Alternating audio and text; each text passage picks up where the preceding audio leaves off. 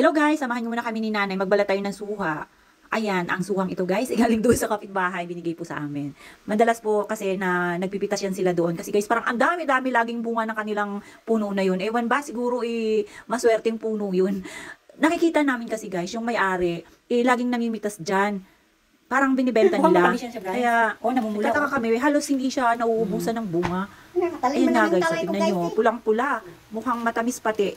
Oh, galing ah. Galing ah. Tikman natin guys kung masarap. May pa, pa.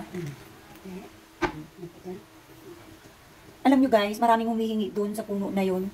Kasi, parang ano yung pinakamay-ari niyan guys, hindi yan dyan nakatira. So parang may nagre-renta lang sa bahay. At sa kanila na rin humihingi. Yung mga tao gustong kumain yan.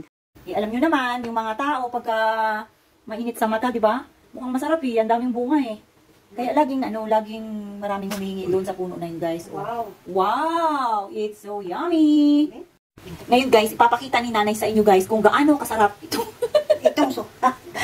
Papakita ni nanay kung gaano kasarap ito yung kanyang suha. Sarap ba? Sa totoo lang dati hindi ko yan pinapansin yung suha na yan dyan sa kapitbahay. Akala ko kasi sobrang asim. Kaya nung natikman ko siya kahapon, abay sobrang sarap pala pagka ganitong hinog na siya. Sarap po. Luto ko guys, hindi pa nga natapos eh. Kaya nga, Namuti na kami dalawa dito. nagluluto si nanay ng ulam. Gabihan lang. Tingnan natin kung tipikit si nanay guys.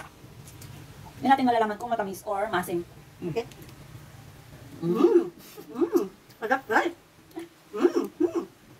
Sarap. Ito yung binabalik-balikan ng mga bata dyan eh. Hindi sa ba? Ha? Uy. Baso lang. Ano yung talaga? Talamis, tamis. Sabi sa guys. Sarap guys.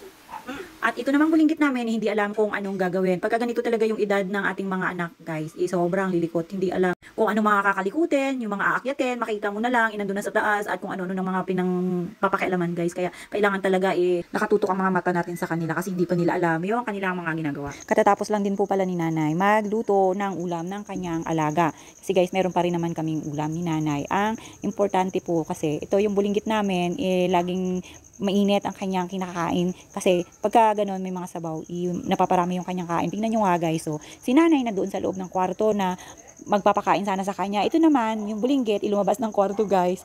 Ayan, kung ano-anong pinanggagawa. Kailangan talaga yung nag-aalaga sa ating mga anak is matyaga rin. Na kagaya ni nanay kasi nga po, pagka hindi talaga natin pagtsatsagaan yung anak natin na pakainin, wala rin talagang mangyayari. Siya lagi ang masusunod pagka ayaw kumain.